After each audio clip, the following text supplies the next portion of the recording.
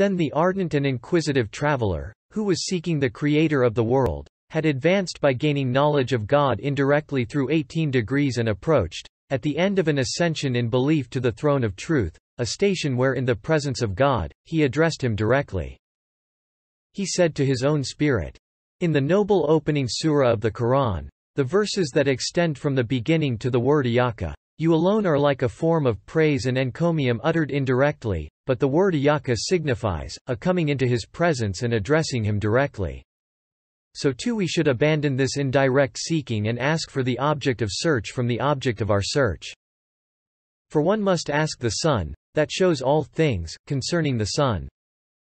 Since that which shows all things will show itself even more clearly.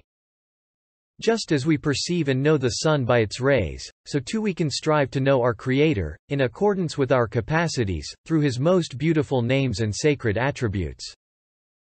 We will set forth here, with the utmost brevity and concision, two of the countless paths that lead to this goal, two of the infinite degrees of those two paths, and two of the abundant truths and details of those two degrees. The first truth.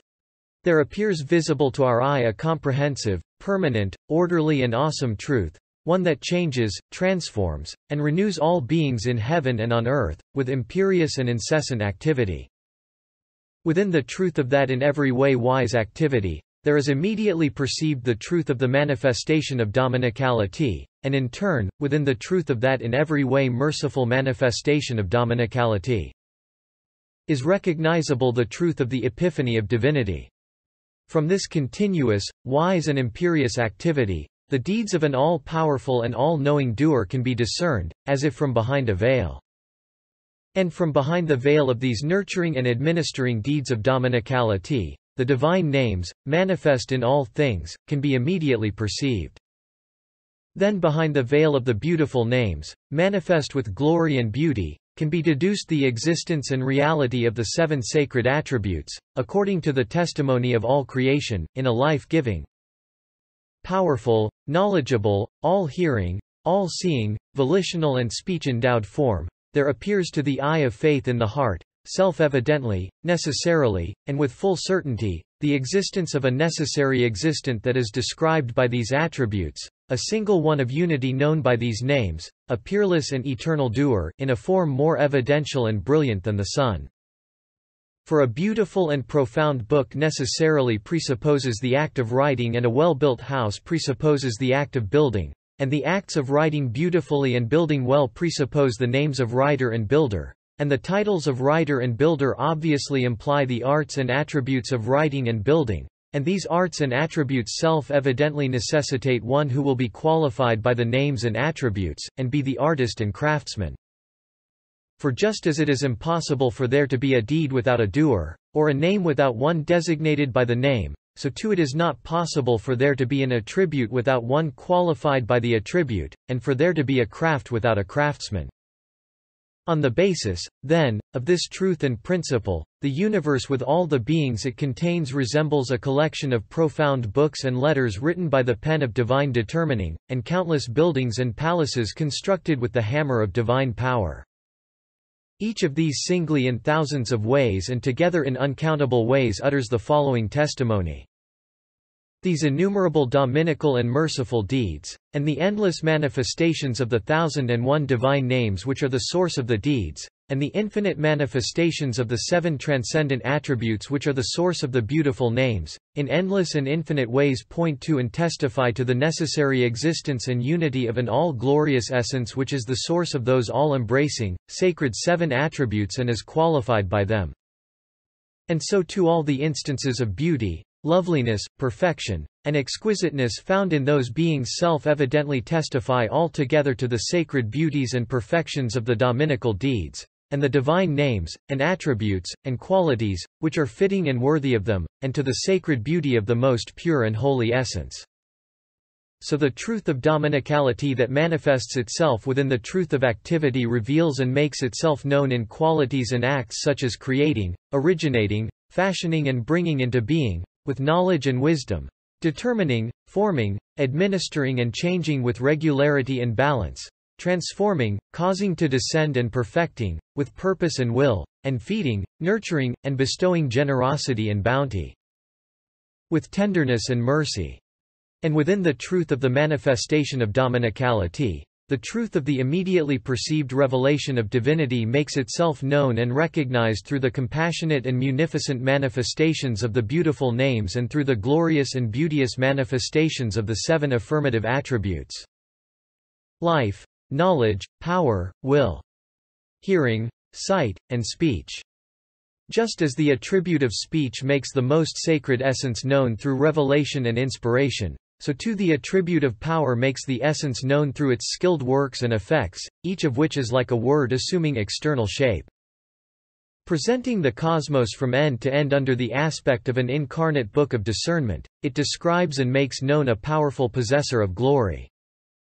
As for the attribute of knowledge, it makes known a single most sacred essence, through each of the wise, well-ordered and balanced objects of creation, through each creature administered, directed, adorned, and made distinct by God's knowledge.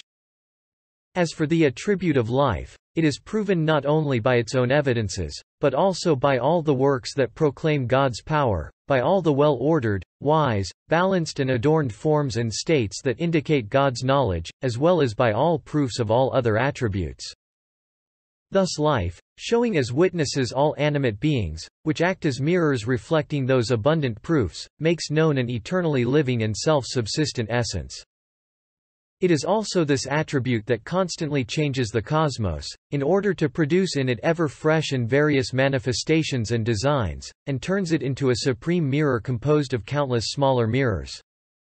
Similarly, the attributes of seeing and hearing, willing and speaking, each reveal and make known the most sacred essence, just as the cosmos does. Then, too, just as the attributes point to the existence of the possessor of glory, they also indicate in most manifest fashion the existence and reality of life, and the livingness and permanence of that essence.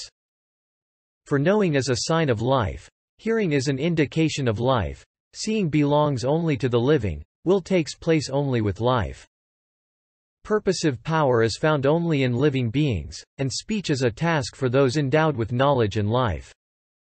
It follows from the foregoing that the attribute of life has proofs 7 times as numerous as the cosmos, and evidences that proclaim its existence and the existence of the one whom it qualifies. Thus it comes to be the foundation and source of the attributes, the origin and support of the supreme name. Since the Risale Nur establishes this first truth with powerful proofs and clarifies it, we will content ourselves now with a drop from this ocean. The second truth. Divine discourse, which proceeds from the attribute of speech. Were the sea to become ink for the words of my sustainer. Quran 18-109. According to the inner sense of this verse, divine discourse is infinite. The clearest sign demonstrating the existence of a being is his speech. This truth, therefore, constitutes an infinite testimony to the existence and unity of the pre-eternal speaker.